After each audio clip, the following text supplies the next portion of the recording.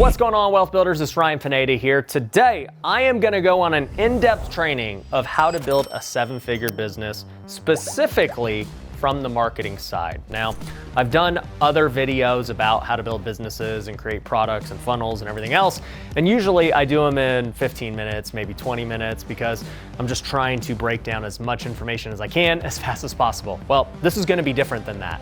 I'm going to actually go in-depth, all the details, and I'm not gonna try and condense it. I'm just gonna let this thing go as long as it needs to go. So make sure you buckle up your seat. It's gonna be at least an hour long because I wanna make sure you understand everything needed to build a seven-figure business. And I think this is gonna be one of the most revealing videos I make. So if you're interested in this kind of content, I'm gonna be doing a lot more of it. I'm done with the shorter video stuff. I'm going in depth on long form because I want you guys to have all the pieces you need to have success. If you're new to my channel, you have no idea who I am. I've started 7 different 7 to 8 figure businesses, so I know this formula works. We've done it across multiple industries, and we continue to do it. We're still running ads, we're still doing content, we're still creating new products and offers, and everything I'm about to teach you, we still do, and we are still perfecting and getting better at. I also am a real estate investor. I have over 500 rentals that we have under management. I flipped over 500 homes. So I do a lot in the investing space, a lot in the business space, and then obviously social media. So buckle up, get a notepad, because we're gonna go in depth on this masterclass. So let's talk about this, okay? If we're gonna create a 7-figure business, the first thing that we have to do is, number 1, create an offer, all right? If we don't have an offer, how are we gonna go have a 7-figure business? You've got to create an offer that people are interested in that is selling itself, essentially, right? Like, the better the offer is, the easier it is to sell. You don't have to market it as hard. People want to refer it. You don't have to, compete on price. The offer is just so good that people want to buy it. And so that is the first key before doing anything. A lot of marketers fail because maybe they're really good at getting attention and getting traffic, but the offer itself isn't that great, and so it doesn't convert as well. Well, if we can just nail down the offer from the beginning, it's going to make marketing and running the business and everything else so much easier. So the first thing you've got to think about when you're doing an offer is just, number 1, understand that the value has to greatly exceed the cost. And I don't know, that's the greater than sign, but I want it extremely greater than. This may seem like common sense, but people don't get it. At the end of the day, if you're gonna go pay, let's just say, $10 for a Big Mac meal at McDonald's, right? How much value are you getting out of that at the end of the day, right? Would you probably say you're getting close to what you paid for it? You're like, yeah, this Big Mac is probably worth $10 to me, and it cost me $10 with fries and a drink and everything else, and it's a wash. Well, that's kind of the worst kind of offer, giving something of value that is the same as the cost. Who's really lining up to buy that? You're really only buying that because you have to eat and everything else, right? The only reason people really want the Big Mac is because, it may taste good to them, it's fast and convenient, and it's cheaper than a filet mignon, right? And we'll actually go into depth why the Big Mac sells, even though it's not really that great of a deal, okay? Now, if we could go create an offer that, say, gave us $1,000 of value, and it cost the customer, call it $30, don't you think that would be a lot easier to sell? People are just getting so much value out of your product. They're getting $1,000 worth, and they only pay $30. Well, that's why, things like Netflix sell, right? Netflix cost $15. You don't get $15 worth of value for Netflix, right? I mean, you're getting far more than that. One movie would cost you $15, yet on Netflix, you can go watch unlimited movies. You could go watch multiple movies every day, right? You could easily justify and say, oh man, hopefully none of you guys are doing this, but you're saying, oh, I watched, 50 movies this month on Netflix, therefore, 50 times 15 is what? $750 worth of value? Okay, so, at the end of the day, it's very easy to justify buying Netflix because the cost is so much lower than the value that you're getting. So our goal when we're creating an offer, first and foremost, is to make sure that the value significantly outweighs the cost, okay? Second thing with our offers, that we want to make sure that we are doing is we want to sell the outcome. All right, so a lot of technical people, they make the mistake of saying, oh, well, here's all the stuff you get. They want to sell the deliverables. They're like, you're going to get, coaching and training, and you're going to get, let's say they got a fitness plan, they got a meal plan, they've got all this stuff, right? And they're just naming all these deliverables when in reality, okay, if you're trying to go get a fitness coach and all this stuff, you are not going to get sold by saying, oh, here's the workouts that you're going to do, here's how much you're going to work out, and how many days a week, how many hours, here's the reps. That doesn't sell people. What sells people is the outcome. Hey, guess what? You're going to get jacked and you're going to get a six-pack in 30 days. Do you want to buy it or not? Right? That's how you sell. So don't sell deliverables, sell the outcome. Okay? Another tip I want you to know on offers is to never compete on price. All right. This is a big mistake people make, okay? All of a sudden, their product isn't that great, and so what do they have to do? They have to compete on price. You see realtors doing this all the time. They'll just keep chopping their commission lower and lower until they're the lowest price commission because the value they provide, they just can't justify, a bigger commission, right? Like they're just a run-of-the-mill realtor, and so, they just compete on price. We don't want to do that. That is a terrible business model, okay? We want to create things that don't have competition, and therefore we don't need to compete on price. This is actually a concept in a book called Blue Ocean Strategy. You guys should all just check it out. Actually, I'm going to recommend a few books during this training that have influenced the way I think and everything else that you guys can check out. But, read the book Blue Ocean Strategy because it talks about how at the end of the day, you can go into red oceans, which are like the bloody waters where all the sharks are. And, you're going to go compete against that, which is going to be really difficult. And essentially, you're just going into a price war with all of these people. You guys are just fighting to the bottom. That's not where any of us want to be in business. Whereas in the blue oceans, we are in a space where now we don't really have competition. There's not a lot of people playing there, and we're not competing against all these other people.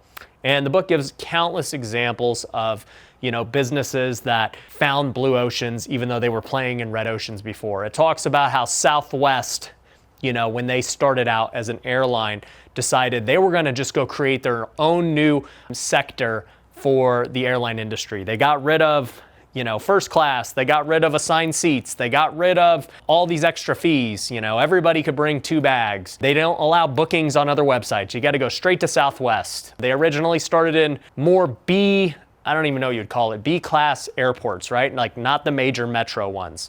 So, they're basically creating this whole new segment where they don't have to compete. Now, because they got rid of all this extra fluff, they then were able to lower their prices. And in turn, they created a whole new segment that did not exist before, and they were able to own the blue ocean. So this is something you need to think about is that, man, if I can go play in a blue ocean, I don't have to compete on price because I don't have competition, all right? And I'll tell you, I'm always thinking about that with our businesses. I'm like, how do I make blue oceans where we're not competing with other people on this, right? I'll give you a good example with Wealthy Investor. That's our real estate education program. I feel like we've created a blue ocean because nobody really does what we do. There's a lot of real estate education companies that teach you, how to flip houses, how to wholesale, how to, do all this other stuff, but none of them have, 1,000+ person event every quarter. There's not one of them. So we know we don't have competition there. And those events themselves are absolutely epic. We have the best guest speakers. We've had guys like Alex Hormozy, Cody Sanchez, Brad Lee, the list goes on. We've had a lot of amazing speakers, and we continue to get, better and better speakers, better content. The events are sick. In addition to that, we give people accountability coaches. We teach them other aspects like social media because we know that can help a real estate business. We've got workshops. We've got, community all across the country. We've got special relationships with lenders. Like at the end of the day, we're not in an industry that's like nobody else is in. There's lots of people who teach real estate, but what we are doing is creating our own blue ocean where, hey, guess what? yeah, there's a lot of people teaching this, but nobody has all the offerings that we have. So we're really trying to lean into what we do different so that we don't have to compete on price. Because guess what? When there's no competitor, you don't compete on price because you can't be compared, right? This is what Apple has done so well. Apple does not compete on price. They charge whatever the heck they want. It doesn't matter how much it costs them because guess what? They don't have competition. You know, people might say, well, Android's their competition. You know, Google's their competition. It's like, no. Anyone who has an iPhone, like myself, who's not crazy, knows Android is not competition, right? Like, I am not buying anything but an Apple product. I'm buying a Mac, buying an iPhone, got an iWatch, got an iPad. Everything we do is Apple. You know, I just saw they released the Vision Pro. You know, it's $3,500 for this headset. Meta's headset is like a tenth of the price. It's $300 or something. How the heck does Apple get away with charging $3,500 and Meta's charging $300, right? It's because they don't see them as competition. You know, they're both kind of doing the same thing. They're both doing VR, but Apple has all these other features that Meta can't compete with. Obviously, everything's better with the Apple product, but they have other things like the Apple ecosystem, being able to go see your text messages and all this stuff on the Apple side that Meta does not have. And they're going to get app developers to create things, and they're going to have just, it's not a competition. They can charge whatever they want because they have no competition. And that's the point of a blue ocean and, you know, not competing on price. So I implore you guys, don't make a generic product where you're competing against everyone else, okay? Make a product that is unique and you don't have to deal with this stuff, okay? So that leads to the next question of, okay, well, what kind of product should I make? What kind of industry should I get in? Well, there's 3 industries that have been around since the beginning of time and will always be around no matter what. And that is health, wealth, and relationships, okay? So basically, you just got to pick one of these things for your offer, and you can be safe knowing that it's going to always exist. So, I mean, with health, you're seeing it, you know, with nutrition plans, coaching programs. You're seeing it with supplements. Look at the pharmaceutical industry. That's health. Like, pharmaceutical industry is massive because of health, right? Then you go over to the wealth section, right? That's what Wealthy Investor does. I mean, it's literally wealth is in the name. But it's just teaching people how to make more money. My YouTube channel has a lot of stuff teaching people how to make more money. I play in the wealth sector, right? You know, you could talk about funds. I've got a fund. You could talk about financial advisors or insurance or all these different things that create wealth. But overall, this is a massive industry that people are always going to need. People always want to learn how to make more money, okay? And then the last one is relationships, okay? How do you just have better relationships? I mean, there's been so many books written on marriage, on being a better leader, on, you know, being a better entrepreneur, on being a better dad, being a better husband, right? So relationships are always going to be there. There's always going to be workshops. There's always going to be life coaches. So, you know, overall, health, wealth, and relationships, you're going to end up being in one of those buckets for your business, all right? Now, how do you figure out which of those buckets to choose? Well, I'm going to reference another book here that I really love, and that is Good to Great. Look it up. In Good to Great, there is a concept called the hedgehog concept, all right? Now, this is from the book Good to Great. I did not create this, and I'm just going to, you know, bullet point this, but basically, there are 3 circles in the hedgehog concept, all right? Okay, circle number 1 is money, okay? Can this drive your economic engine? Can it make you money? Okay, circle number 2 is talent, all right? How good are you at this skill? And number 3 is purpose or passion, whatever you want to say, right? Do you find fulfillment, joy, doing this thing, right? So for most people, okay, in a job, they're lucky. I mean, well, they're not lucky, but many of them are just one of the 3 circles, right? So you're doing this job, you know, it makes you the money, but you're not like even that great at it, and it definitely doesn't fulfill you, okay? Or maybe you're doing purpose-driven work, but it doesn't really make you money, and, you know, maybe you're not that good at it. Or, you know, let's just say you've got 2 out of 3, okay? you're doing something that makes you money and you're also really good at it, but it's not that great. Maybe you're a salesperson, okay? It makes you great money, you're good, but you don't find, fulfillment out of it. Maybe, let's do the opposite. Something has a lot of purpose and you've got a lot of talent, but it doesn't make you a lot of money, right? A good example of this would be a musician, okay? They get joy out of it, they're good at it, but they're just not making money from it. When I was playing minor league baseball, for those of you who don't know, I played pro baseball. I got drafted by the Oakland A's. This is where I was at because I had a lot of joy playing baseball, I had a lot of talent too. I was a professional, but I wasn't making any money in the minor leagues yet.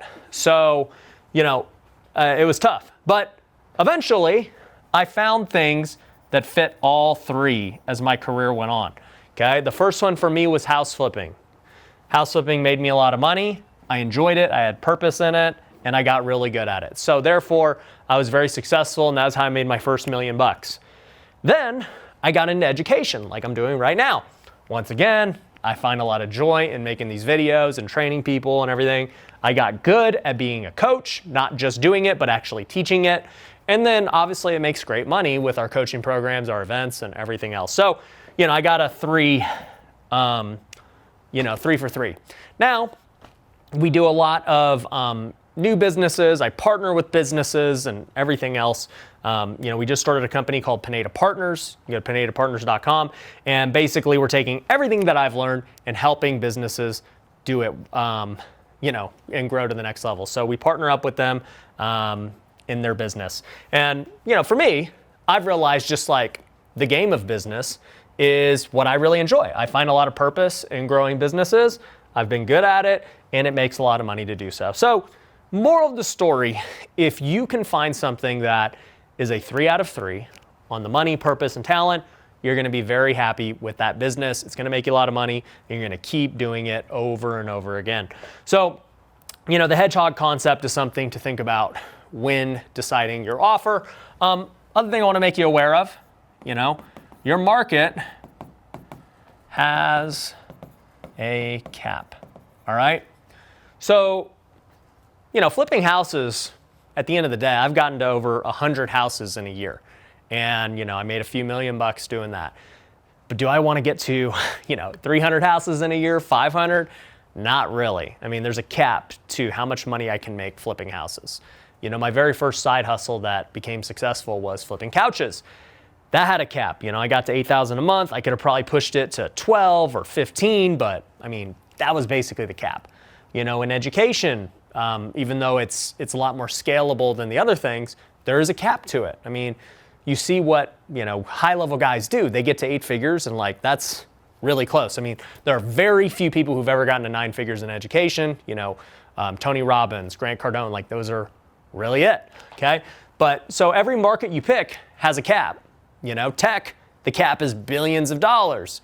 You start a franchise, billions of dollars if you're the franchisor and it hits, right? So every market has a cap. And that doesn't mean that, this market you're picking today for your business has to be the end all be all. It better be $1 billion opportunity. It's no, you can go step by step. You could start out in a market that has a 6-figure cap, then go to a market that has a 7-figure cap, an 8-figure, a 9-figure, right?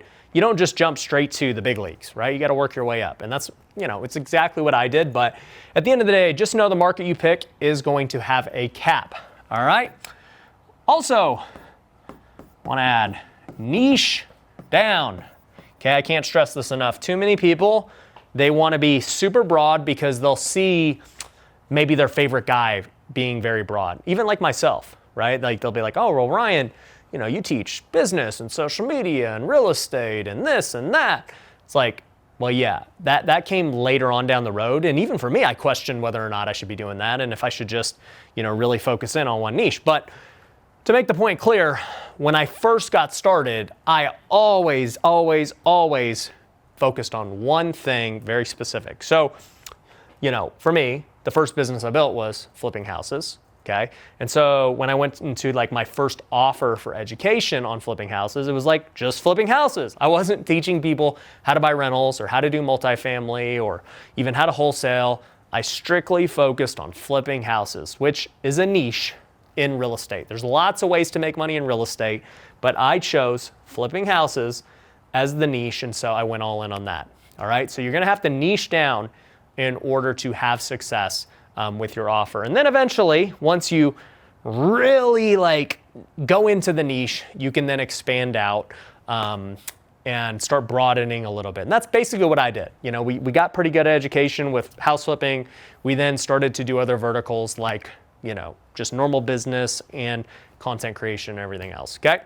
So, you know, niche down, okay? The last thing I want to say about offers is actually something I learned from Alex Hormozy, who probably you guys have all heard of.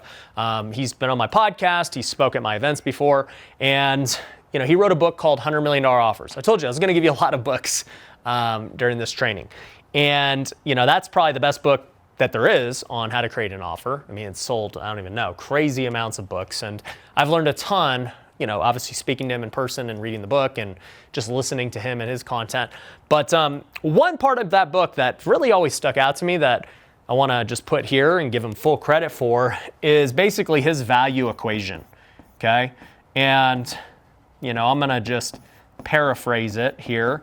But you know, the general idea of it is, hey, how do we create value for the customer and how they perceive what we're selling, okay? So basically what he says is, you know, your dream outcome, okay? Meaning like, what are you hoping to get out of this? Well, if somebody joins Wealthy Investor, their dream outcome is they maybe quit their job, they become a millionaire through real estate investing, right? Just use this as an example, okay?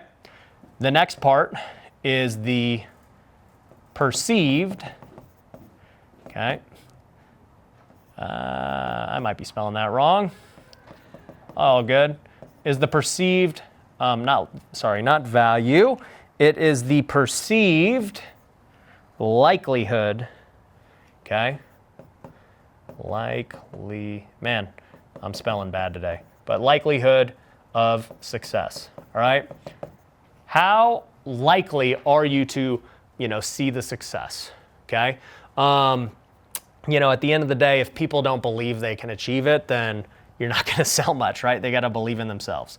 Forgot the E there.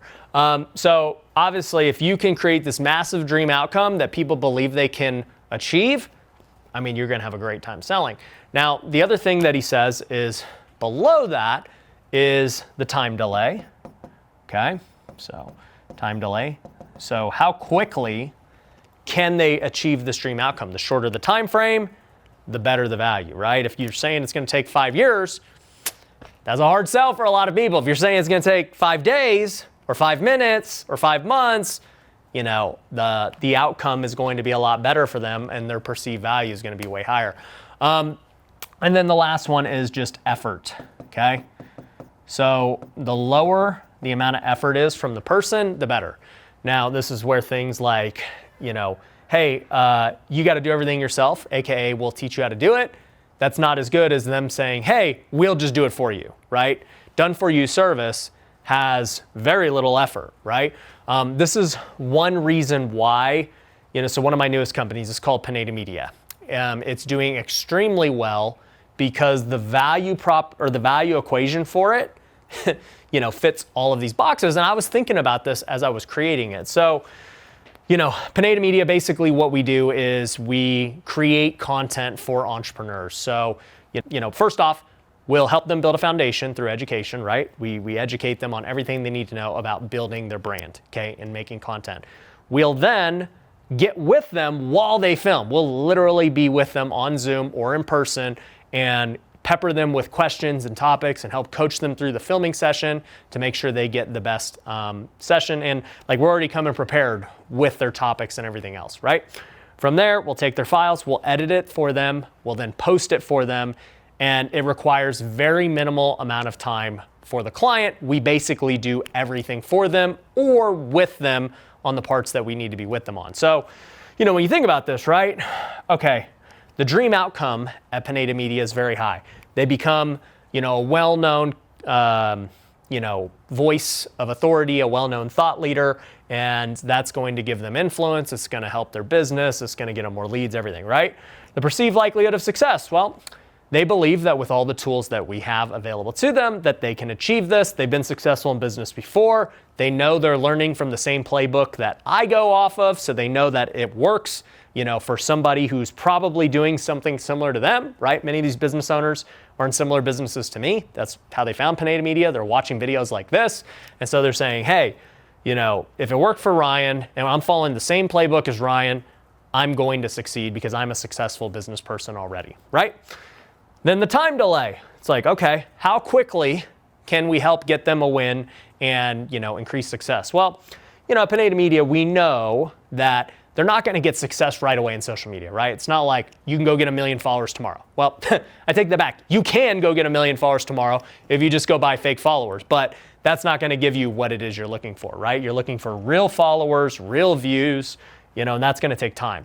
So we don't, the time delay is like the worst element of our offer, but the time delay is low relative to how quickly they can get started and get a win, right? They buy in, they onboard, within a week or two, we're already filming, we're getting them edited, and within a couple of weeks, you're already getting videos posted when you were doing nothing before, right? So the time delay is really low. It's not like, oh yeah, in about 3 or 4 months, we'll have some videos for you and we'll roll. No, you're gonna get your videos in a week, and we're going to start building your brand, right? And then the effort, with Pineda Media, the effort is as low as it can possibly be in regards to creating content. Most people, when they create content, they've got to go find editors, they've got to look through the videos, they've got to come up with their own topics, they've got a script, they've got to hire a team, they've got to post the video themselves. There's a lot of effort that goes into it. Whereas we're saying basically, hey, we want you to do 2 things. 1, attend the training so you can just learn and build the foundation of creating content. And, it's up to you. It comes with what you do anyway. So hopefully you take advantage of the education side, okay? And then 2, you just got to show up to our filming session. We're going to go film for 2 to 3 hours, and that's it. You're going to film 2 to 3 hours 2 to 3 hours a month with our team, and we're going to be able to get you all of your content, all right? So the effort level is significantly lower than if they were to go do it on their own and try to figure all this stuff out. So overall, as far as Pineda Media goes, it's doing amazing, and I don't even have to market it much because the value equation is so high based on these factors, that Alex talks about in his book. And so, think about all this. I just gave you a bunch of tips, to think about when creating your offer. But overall, these all play a role in how well the rest of this stuff I'm going to explain works. Because if your offer is great, it makes selling it so much easier. All right. So that is step 1, create the offer. Now, let's go to step 2. Okay. That is the marketing. All right. And by the way, guys, like I said, this is like the new style of content I'm doing where it's just going to be a lot more in depth. We're going straight to these topics, and I'm not, trying to just go finish really quick and make it a fit. Like, I'm just going to go in depth, and however long it takes, it takes. And so if you appreciate that and you think, you want to hear more videos like this and more trainings, make sure you're subscribed on YouTube, or if you're listening to this on a podcast, make sure you're subscribed. Leave a review even if you want. That'd be great. But, okay, now the next thing we got to do, once we have an offer, we got to think about our marketing. All right, so number 1, for me, and for most business owners I talk to, we live in an age of social media, okay? To me, the best thing you can do is have organic marketing, okay? And organic marketing is simply, post on social media. At the end of the day, this video, okay, didn't cost me anything to post on YouTube or any of the podcasts. They let me post it for free. Now, I had to pay money to get it edited and posted and, that stuff. But in the end, the cost was super minimal to get this video out there. Now, if the content is really good and people are sharing it and people are watching it, then it's going to keep getting more views. The algorithm knows when there's a good video. It's going to continue to promote that video. And so I know there's a disproportionate return if I get really good at organic marketing. Because guess what? The cost to release this video is really low, but the upside is really high. You know, if I can go get 10,000 views on this video, let's just say it's 10,000 views, right? And it'll be more than that across all the platforms. But, you know, let's just say I get 10,000 views. And let's just say to edit this video costs me $300, okay? So I'm at 300 bucks. You know, I got my overhead and all this other stuff. So let's just say overall this video cost me $1,000 to produce, okay? That's probably really, once you factor in my producers and all the other staff and everything, let's just say it cost me $1,000 to produce. Do you think if I get 10,000 views on this video, I'm gonna make more than $1,000? Easily, right? I mean, it's not even gonna be comparison, right? One of you guys just heard what I said about Pineda Media and you're gonna sign up. Like, I already know that, okay? So just one of you signing up already paid for this video. And this is why organic marketing is so great, because I can just post as much as I want. YouTube doesn't limit me. TikTok doesn't limit me. Instagram doesn't limit me. I can post as much as I want and they'll just show it. And guess what? They'll show it more if I do a good job. Now think about this. When it comes to ads, does it work like that? Or is it different? It's different, right? Because with an ad, it doesn't matter how good or engaging your ad is. They're only going to show it as much as you're willing to pay, right? The moment you stop your ad spend, they are no longer going to show your ad and it's just going to die. Whereas organic marketing, I'm going to post this video and, you know, however many views it gets, initially it gets, but it's going to live on YouTube forever. And it will get views forever. And all it takes is one person doing one view that ends up buying one thing, right? And I want you guys to realize that, you know, when you're first starting out, it can be discouraging because maybe you get 50 views, 100 views on something. Some of you guys get 1,000 views and you're like, man, that sucked. But think of those views as real people, because they are real people, right? Imagine you got 1,000 views on a video. Imagine just speaking in front of a room of 1,000 people on stage. You'd be pretty hyped to speak on stage in front of 1,000 people, right? Some of you guys might be scared, but you know, the opportunity to speak in front of 1,000 people is pretty large. You think if you spoke in front of 1,000 people, you know, and you gave a great presentation, you could, you know, potentially sell them something for your business? Absolutely, right? So we need to like lower our standards when it comes to organic marketing and not think that, oh, well, if I don't freaking get 100,000 views or 1,000,000 views, I'm a failure. It's like, no, I know people who've got 10,000 followers, which isn't hard to get. You guys can get 10,000 followers, right? But I've got people who get 10,000 followers that make 7 figures a year from their social media, all right?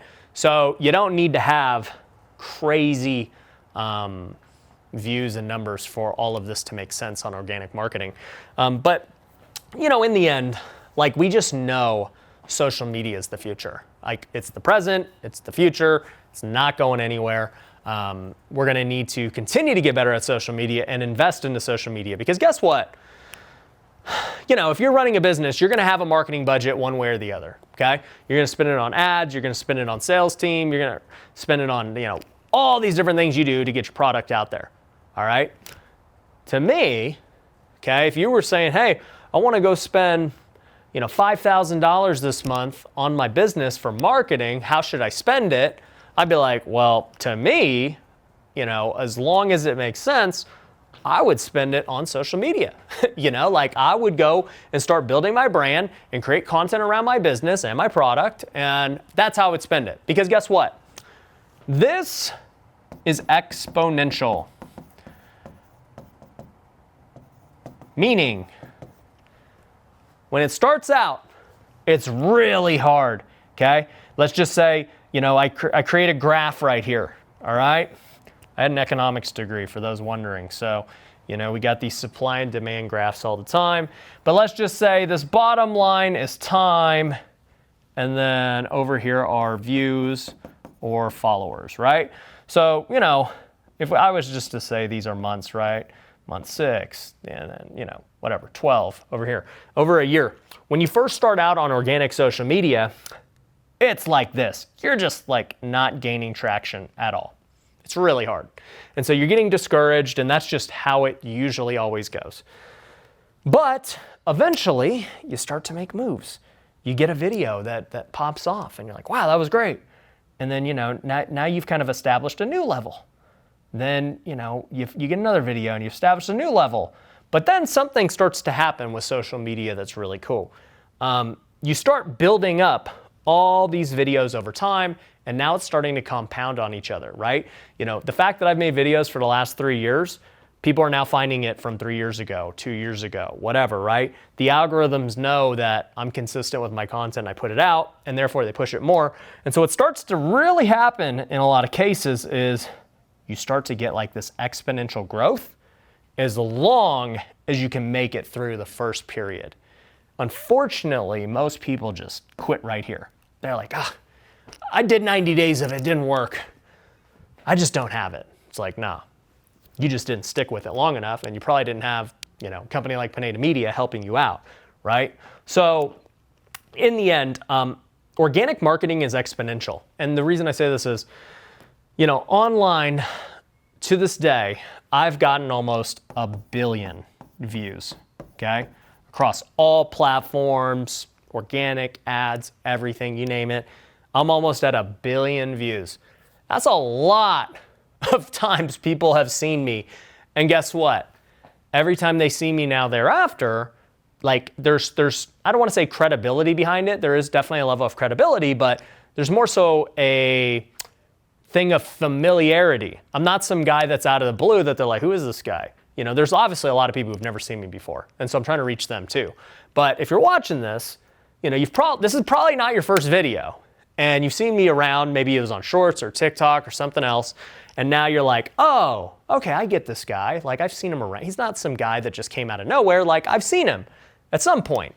And what happens is in business, there's a saying that it takes like 7 touches before somebody's willing to buy from you. Like they got to see you 7 times before they're really like, oh, okay, you know what? I'll test out what he's saying, right? So our goal on the marketing side is to get in front of them as fast and as many times as humanly possible and as cheap as possible, okay? Now, ads are not cheap, okay? Organic marketing is. I talked about the cost for me to make this one video, but for most of you, it's going to be significantly less, right? You don't have overhead. You don't have any of this stuff. You put up a camera, you film a video, and then you send it to an editor who does it for $100, right? So it's like, oh, it's $100 to go put out this video, all right? So in the end, do you not think that you can make more than $100? Like, do the math, okay? If your business, let's just say selling one item, let's just say you're a realtor, and a commission is worth $10,000 to you, all right? And a video costs you $100, okay? Do the math. That means that, you'd have to make 100 videos before, like, you wouldn't break even. Like, that's the break even point. You make 100 videos and only get one deal. You broke even in that scenario. I think if you made 100 videos, you're getting way more than one deal. I don't care how bad you are. So to me, organic is great in that front. It's exponential. And, the thing I love about it too is it's long-term. Ads are not long-term. Other forms of marketing are not long-term. You run a TV commercial. I run TV commercials too, by the way. They're not long-term. At the end of the day, they stop running. Organic marketing is long-term because these videos can stay on YouTube. They can stay on all the platforms. But also, too, I'm now starting to build brand recognition. People are seeing me more. They're seeing I'm consistent, all that good stuff. So hopefully, I've convinced you that organic marketing is the way to go. Also, too, let me just add this with organic marketing. You're going to have better leads. Leads for organic marketing are 1,000 times better than paid leads, right? You get cold traffic who's never seen you before. They've never seen any of your content. It's not like you can still sell, but it's a harder sell. Organic, if you've watched 10 hours of my videos, it's going to be way easier to convert into a sell versus a paid ad, okay? And the cool thing is it amplifies paid, okay? If you have good organic, it amplifies your paid ads. So, we run paid ads. I've run 7 figures plus of paid ads.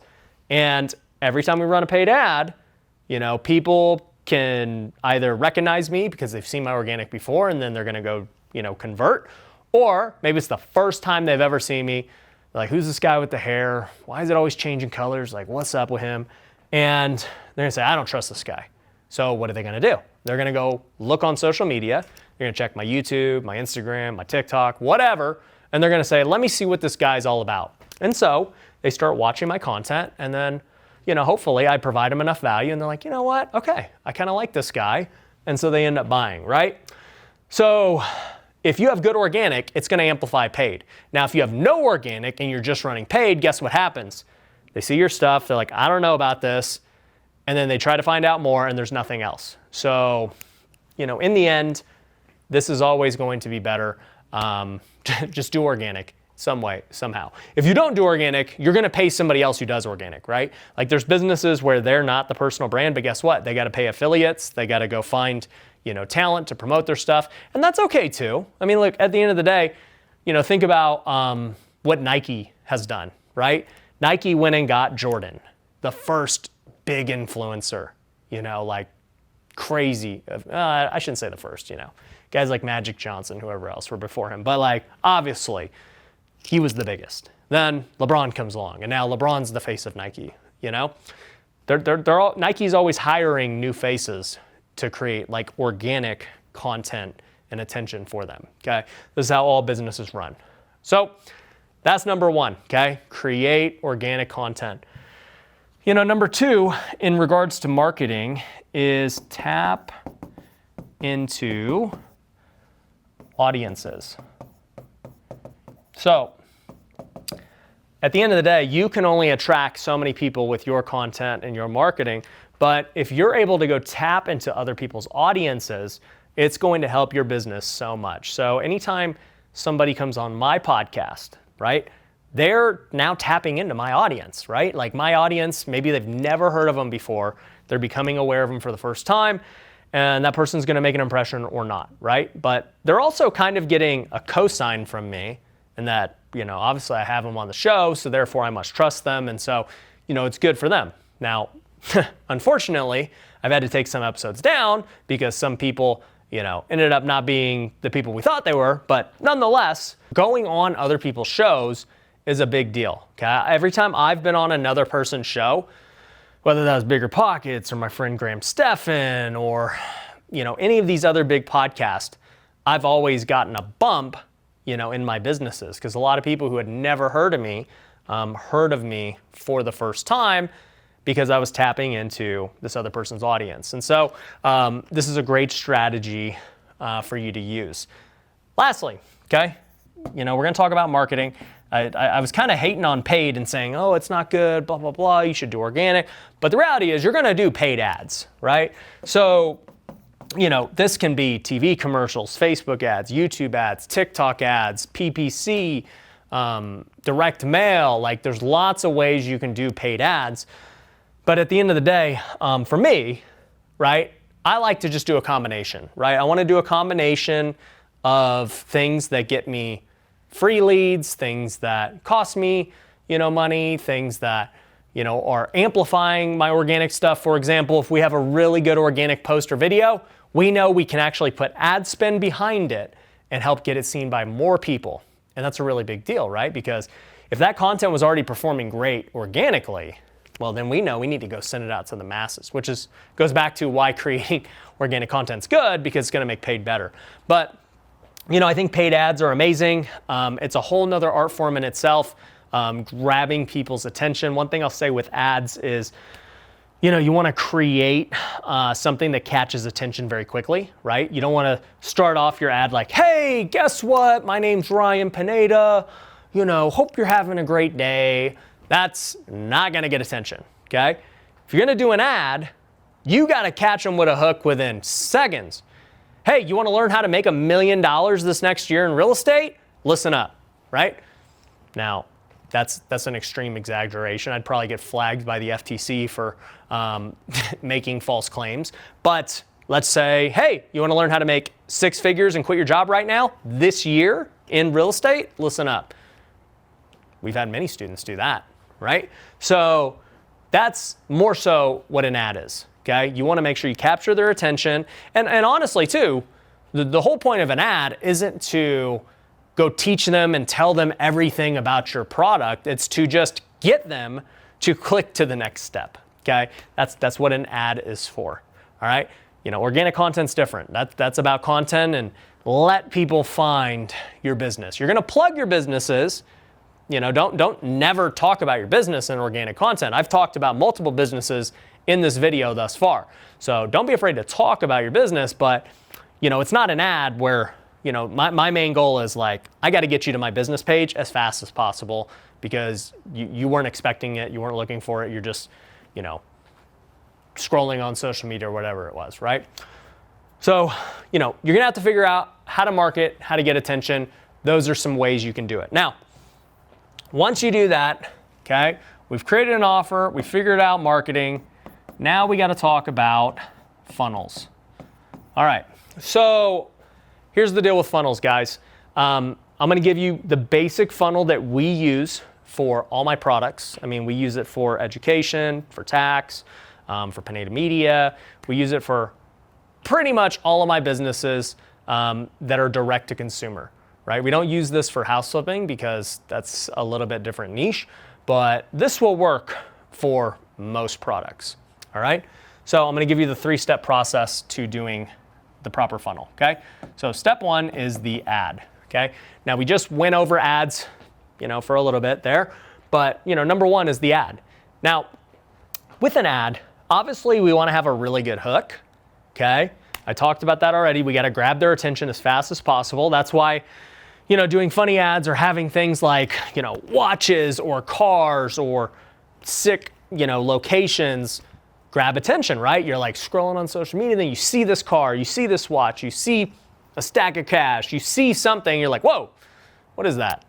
Okay? Now that you've caught their attention, you basically got 5 seconds to sell them, right? And so, I'm trying, like, I'm just flexing the watch, whatever, and I'm like, hey, you want to quit your job and make 6 figures in real estate in the next 12 months?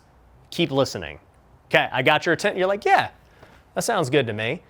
Now I'm going to go into content for a little bit, right? I don't want to just be like, hey, Wealthy Investors, the best program ever. We teach people how to flip. We do this. You guys, we're going to give you a coach. We're going to have courses. We have events. That's what bad ads look like. People who do that don't understand marketing. They don't understand any of this stuff, okay? You have to give good content that makes people want to take the next step. And the next step is, to get them to your landing page, which I'll talk about here in a sec. But, in this one, I would just give content depending on, how long we had for the ad. Some ads might be a minute, some might be 2 or 3 minutes. Like we know that going into it, how we're going to make the ad. But, if I had a minute, I would start just saying like, look, if you don't know who I am, I flipped over 500 homes. I've got over 550 rental units. Like I'm building credibility within the second. I'm like, and we've had thousands of students in our programs over the years. Now here's the thing, and then I just go into like the value proposition. Okay, I'm just making this ad up off the top of my head, but that's how I usually do all of them. I just kind of wing it because I've done so many, and then the team tests it and sees what works. Then we go make more versions of the one that works. Okay, but I would just go straight into it and I'd be like, so-and-so flipped their first house and made $30,000, show a picture, a testimonial, this person did it. And guess what, guys? The market's changing, interest rates are high, but that means there's a new way to find deals that nobody is telling you about, right? With your ad, you want to create mystery. You don't want to just tell exactly what you're doing and, not give them a reason to click the next thing. You got to create some kind of mystery to take the next step. And I'll be like, and so, I'm doing a free training going over this important thing that you don't know. So click the link below, right? That's basically the gist of an ad. The whole goal is to not teach. It's to make things very quick and to the point, deliver the outcome they're looking for, like make them aware of the outcome, not the deliverables. Like, hey, the outcome is this. You can make 6 figures in the next 12 months. Does that interest you or not? Okay, cool. Well, let me tell you a little bit about, other people who have done it and, what the opportunity looks like. And then I'm not going to really go in depth on it. I'm just going to get them to click the next thing because guess what? The next thing's going to be way more in depth. And also too, I want to get their information. I want to make sure I get their email address. I want to, get the data, because guess what? When you're spending a lot of money on ads, you got to retarget these people. You've got to send them emails and all that other stuff, right? So once you get an ad, step 2 is you're going to send them to a landing page with a VSL. VSL stands for Video Sales Letter. Now, a landing page is just another word for just like a website, okay? And it's just simple. It's not like this is this fancy, website. My editors can put like one of our landing pages with this VSL I'm talking about overlaid right now on YouTube. But, really this VSL is just going to be and this depends, okay? Traditionally, my VSLs have been about 10 minutes because we found a lot of success with that, but we have tested 30-minute ones, 1-hour ones, and we've also had success with those. It really depends on the traffic, because if somebody already knows who I am and they're what we would call warm traffic, they can go watch a short video. Like they don't need to know who I am. They already know. And, basically, I just want to get to the point and tell them about the opportunity. If they have no idea who I am, they're cold traffic. Well, we're going to have to build up this credibility in the next 30 minutes to an hour during this VSL. And so we might say, hey, we got a free training, a free webinar, all this stuff, right? And, I would spend half that time, kind of telling my story, building social proof, helping, break maybe false beliefs that they have. Then I'd spend a little bit of time doing some training on what it is I'm talking about. And then at the end, I'd be doing a, hard call to action for them to book a call with my team. Like that's basically the structure of a VSL. Now, I could use like this video right now as a super long VSL. I'm not like selling anything on this, so it's not like this one's more all over the place than how I would structure a normal VSL. And also too, I kind of went straight into the teaching and the content. I'm doing way too much teaching in this video for a VSL. I would have talked way more about my story. I would have talked way more about mindset and everything else. But, for this video, it's not a VSL. Like I just want to give you guys as much content as humanly possible. And so hopefully you appreciate that and, you subscribe. But, the VSL's job, once again, it's kind of like the ad where you want to get them to watch, but you don't want to tell them everything, right? Like the whole point of this is to make them aware of your offer and the opportunity and get them to talk to somebody on your team. Now, a lot of people are asking, well, why do they need to talk to someone on my team? Like, what if I don't have salespeople? What if I suck at sales? Whatever, right? Well, if you're not competing on price and you're usually selling things that are, higher ticket service, higher ticket product, people are usually going to need to talk to somebody about buying that. For us, our education programs could be anywhere from, $500 to $100,000. So, that most people are going to need to talk to somebody before dropping 20 grand on something, right? They're not just going to go click credit card here. Now, if you have a cheaper product that's $100 or something, yes, you don't need a sales team. They should be able to just click it and buy after watching that video. But, in the end, I'm just teaching you more so from the coaching side, the high ticket side, because I assume that's probably going to be a lot of you guys watching this. And, like we talked about before, we don't ever want to really compete on price. We want to go after blue oceans and, sell higher ticket things because it's higher margin, more value, better customers, and everything else. All right, so, we're going to have a VSL, and the whole point of it is to get them to book a call with our team. So, they then go to the next page, which is application page. So, they're going to fill out an app with our team. Now, this app is pretty in-depth. I mean, we've played with both. We've played with apps that are super short. It's just like, what's your name, what's your phone number, what's your email, and that's it, okay?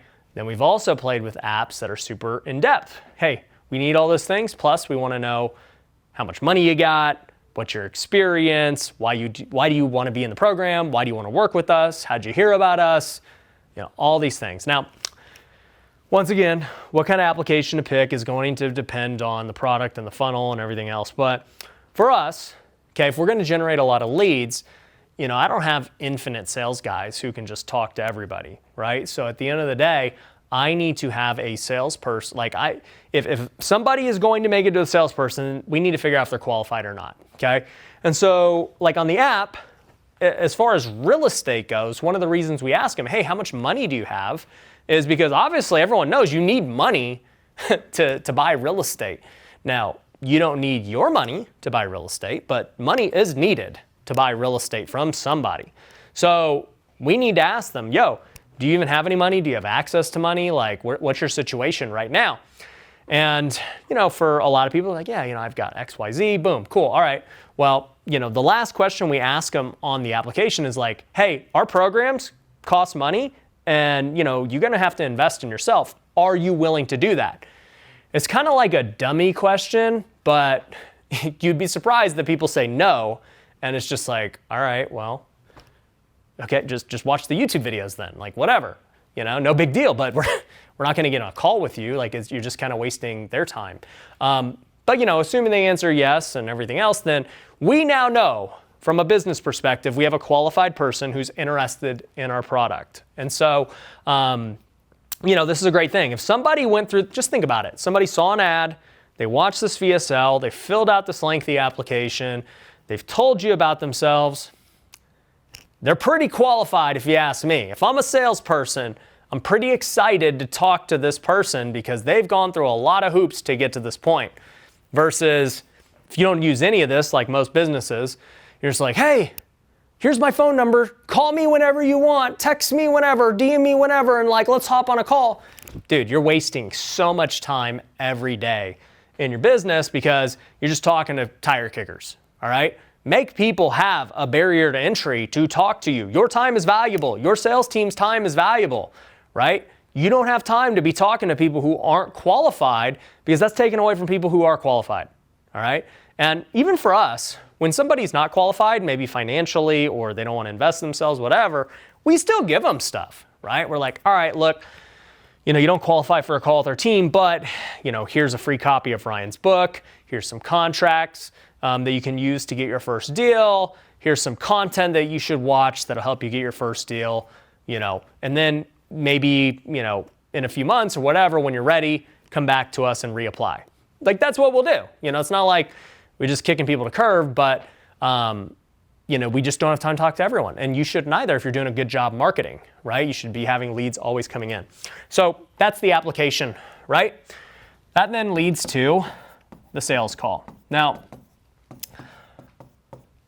we've tested a lot of things, right? You don't really want to call it a sales call, right? You want to call it a strategy call, a consultation or whatever, right? That's going to convert way better than saying, hey, jump on a sales call with my team. Most people, that's intimidating. But you say, hey, hop on a strategy call, hop on a consulting call. People are more willing to do it. And, like I said, I'm just giving you guys all the secrets of the game. I'm not holding anything back. So when you see us do it, it is, I don't want to say it's a lie, because there is consulting, there is strategy behind it, but it's also a sales call, right? We want to make sure that, we're telling you what we think you should do based on your responses and where you're at, right? And so a lot of times too, like during these calls, we tell them we are not the right fit for you. Based on what you're telling us, I don't think we're the right fit. And we will literally tell them that. And then there are times where it's like, hey, you know what? You need to be in this program based on what you're telling me. And then it just becomes the sales game of whether or not, you can handle all of their objections. Now, I could go on and on about sales training. And if you guys want me to do a sales training video, comment below and say, hey, do a sales training video, go in depth on your guys' sales process. But, at the end of the day, customers are always going to have objections, right? And there's lots of objections they could have. I don't want to mess up my little thing, so I'll pull it over here. But, they could have objections about themselves, right? They don't believe in themselves. They don't believe that they've got what it takes. It's some kind of limiting self-belief. They could have objections about you, right? Like they don't believe your company can do what they say, or that you're the company for them, that there's another company, whatever, right? They have those objections. They could have objections about, whoops, spelled that wrong.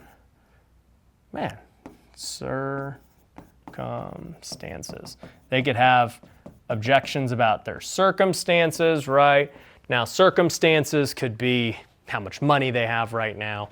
It could be the market itself. It could be, the government. There's lots of objections they could have based on circumstances that they might have, okay? So, your sales team job is to figure out, hey, what are these, what's holding them back from getting started? They're saying, they want to do this. They're saying they need it, yet they're not doing it. It's your job to figure that out, right? Another objection people have is their spouse, right? They got to get their spouse on board. These are all common things that we deal with every day in sales, okay? Other thing I'll add about sales too, just for us so we have what we call setters and closers. So, a setter is somebody who's entry, like they're new, that's like our entry level. They don't close, right? Their job is to just basically qualify people and make sure that they're a candidate for the process. So even though we do the application, it still goes to a setter for the most part, unless the application just shows like, okay, this person's a baller, send them straight to a closer. But if it's a normal application, we're going to a setter. We're just going to kind of do some fact finding, figure out why they're interested in this, if it's a good fit or not, which, like I said, sometimes it's not, sometimes it is. If it is, instead of them trying to close, we say, okay, great. Well, we're going to have one of our specialists talk to you about the program. So then, a closer comes on and does the close and collects payment and everything else. The setter and closer model is great because, closers, people like me, we're not good at follow-up or kind of just like setting the table. We want to eat and close and just, make sure the person we're talking to, we have a chance to actually close. Setters have to kind of go through all that stuff to lead, to the closer being able to close. And so, closers make more money because they're, taking the thing to the finish line. But setters and closers are great because they're usually two different personality types. The setters are good following up. They're good, doing all the stuff. The closers just kind of like are waiting, like they're the home run hitters, essentially. They're just kind of waiting for those opportunities to make closes and all that stuff. So just that's some quick feedback about sales. But this leads to step 5, which is to just repeat this process. So, once you close, you're going to make sure that you repeat the process and just keep doing this over and over again. Do another ad, more marketing, VSL, send them this app page, close. The closers should have, their calendars always being full because marketing is doing their job, all right? Now, I'll say this, in regards to some just sales tips, since we're still on the subject, but, in regards to some different sales tips, sales is the lifeblood of your business. Like every business owner needs to get good at selling, right? Because even in your marketing, you're selling. You're trying to sell your business and getting them to take the next step with your business, which just might be a call or clicking the website or whatever. So you got to get good at selling. And then when somebody is actually on a phone, ready to buy from you, that's selling too. If you can't close and you can't sell, your business dies. You're not making any money, okay? So you've got to get really good at sales. It is a big, big deal. And you got to get good at handling these objections, I'll give you an example, right? Like with the objection of money, there's a lot of people who say, I can't afford it. I can't, the price is too high, right? Well, even with saying that, we don't really know what the truth is, right? If you say the price is too high, what exactly are you saying?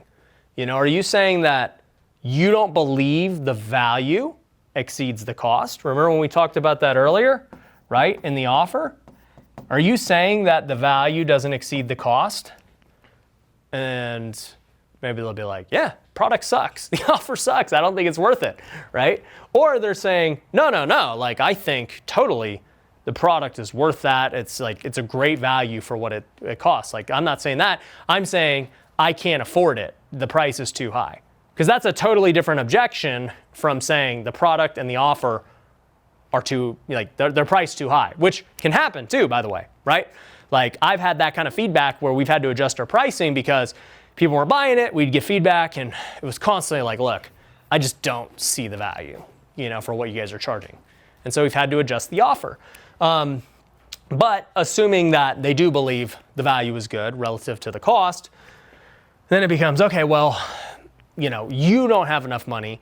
Well, let's talk about this, right? And that's where, getting creative comes into play, right? Can you help them get financing? Are there other ways for them to buy it? Can they get, somebody else to help them buy it, right? Like, a lot of people might have a negative stigma about this, but I'll tell you, in real estate, I got my career started by maxing out my credit cards for $50,000 to use as a down payment to flip my first house.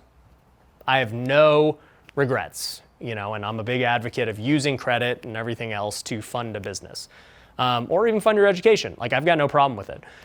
Now, there is a problem when people just don't, they think that by doing this, they're gonna just, they can't live with the worst case, essentially, right?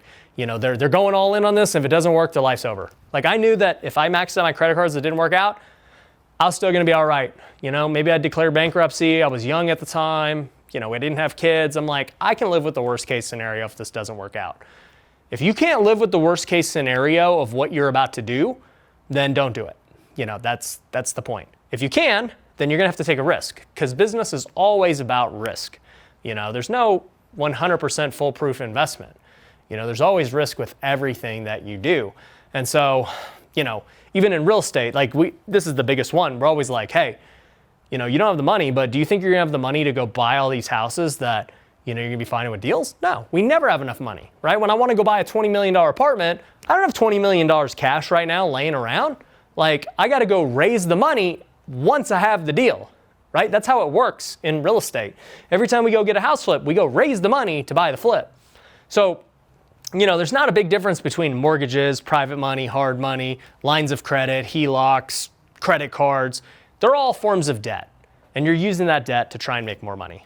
And, there's a chance that it doesn't go right and you lose money. And there's also a chance, if you're doing the right things, that you make a lot of money from the debt. At the end of the day, every business is going to take on debt. That's why the biggest companies in the world go public. That's why they raise capital, in Series A, Series B, all these rounds, because they need debt to grow the business. That's just how it goes. And so a lot of people don't even understand that, because maybe they've, been conditioned to believe that debt is bad and all this stuff. And it's like, you explain that to them, look, you want to get into real estate? You're going to take debt out one way or the other. So you just tell us when you're ready to do that, right? So that's a sales tip. Another sales tip I have is follow up. So, you got to follow up with customers and leads. Very rarely does somebody just buy right then and there on their first try.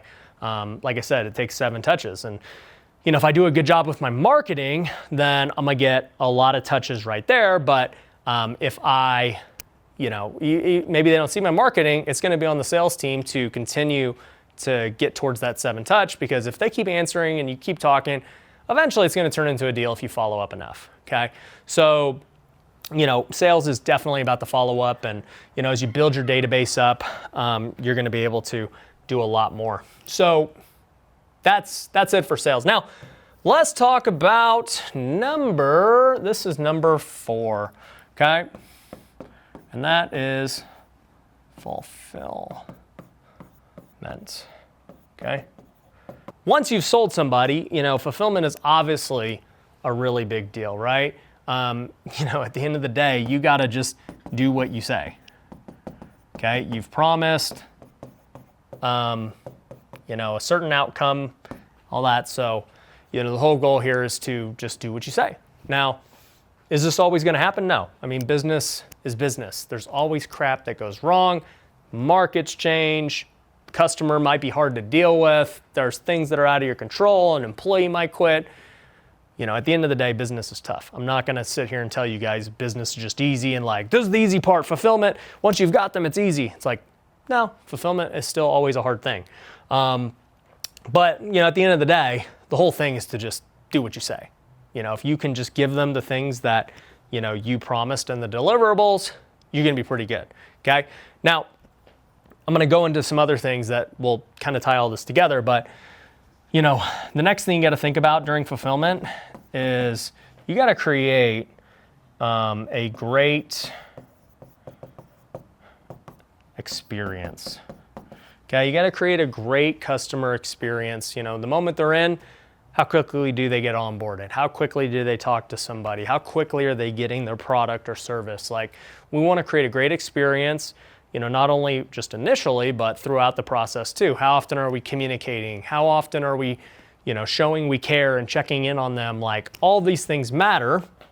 And, you know, another thing is get a win early. So I talked about this before, but you know, if you can get a win early for them, they're going to be more likely to renew. They're going to be more likely to, you know, refer their friends and everything else. And, you know, it's just a good thing the sooner you can get them a win. So, you know, there's going to be less refunds. All of those things matter. And eventually, basically what good fulfillment does is it leads to higher LTV, lifetime value. You know, if you do such a great job, the customer is going to be spending more money with you. Lifetime value is essentially how much money they spend with you over the lifetime of your relationship. So, you know, if you get a product that's, let's just say a monthly product, right? They can buy it each month like Netflix. How long does somebody stay with Netflix? That's how you determine LTV. It's like maybe Netflix's average, you know, customer stay is 3 years, right? You got some people that quit after a month, some people that have been there for 6 years. The average is 3 years, right? And so they know if they're charging $20 a month, you know, and it's 3 years, that's basically like, you know, $240 a year plus times 3. So, you know, almost over $700 is the LTV for a Netflix customer. And so they just know on their marketing spend, hey, if we know that this person's going to spend $700 with us, you know, on average, then, I mean, we can just dedicate however much we want to marketing that's obviously below that and gives us the margin we want. Maybe we acquire a customer for $50. Like, we're going to have a huge profit margin, right? So, you know, if you can do all of these things really well with fulfillment, you know, it's going to make your LTVs higher, okay? And that is going to lead to number 5, which is you're basically creating fans. You know, you're creating a community and, you know, you want to keep them engaged with your product and your business. Like, you know, go back to the Nike example, like Nike has fans. People love Jordans. Like, it's a whole community of people who love Nike. You could say the same about Lululemon. You could say the same about, you know, our communities over at Wealthy Way and just the philosophies we stand by. You know, you're creating fans of your products, okay? So, like, knowing that, we want to do things to embrace this, right? We want to celebrate, you know, our clients and students and customers. Like, how can we celebrate them? How can we, you know, shout them out on social media? Give them public praise them in front of the other students and clients. How can we, we do something where we get all of our 7-figure award winners on stage every year. So every year, if you made 7 figures at Wealthy Way, then, you know, you get to come on stage and we give you an award. It's really cool. I actually got this idea from Russell Brunson. He's got his 2 Comma Club. And so, I was like, oh, this is really cool. So let me give our students a 7-figure award. It's a great way to honor them. Shows obviously like, success to everyone else. And so it's a great thing. And guess what? Once you create fans, you're also going to start to get referrals. All right. More people are going to tell others about your stuff. Like if you're getting them such great results, they're going to tell their friends. And you can create referral programs where they actually make money for referring somebody else. And so it becomes a win-win. But referrals are something that happens when you get fans. And then also too, you're going to end up getting more sales. And, more sales can be the current product they're in or brand new products, right? Once you've created fans, you can start creating new products for them. It's like, somebody who's a fan of Jordans is going to buy every single Jordan release, right? Or a lot of them, okay? When I've launched just new and different businesses, because we had such good fulfillment, and we've created fans. It's led to people buying into those other businesses and whatever else we're offering because we did everything right up to this point. Here's the thing too, at the end of the day, if you're building up this track record with fans and you're doing a great job, there's going to be times where things aren't so great. But because of your track record in the business, they're going to give you more leeway and more grace when things aren't going as good because they've gotten a great experience and everything else. And I've had to go through this in many of my businesses because, like I said, not everything's always going to be great. Business is hard, guys. Building a 7-figure business is hard.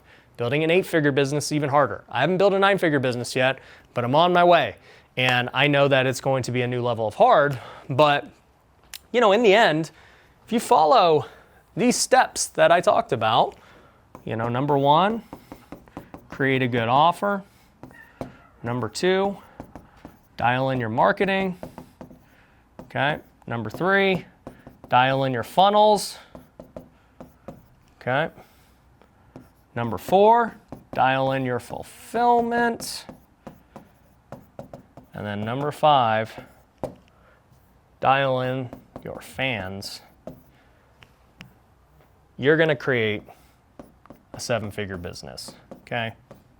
There's no doubt about it. You're going to create it, and, your life will be changed. You're going to change the lives of many people. I don't care what industry you're in. This is the blueprint to creating the business. Hopefully you enjoyed this video. Long time, went without stopping. But I'm going to do more videos like this. So if you liked it, show some love in the comments. Make sure you're subscribed, and let me know what topics do you want me to go in depth on for the next one. So hope you enjoyed. I'll see you soon.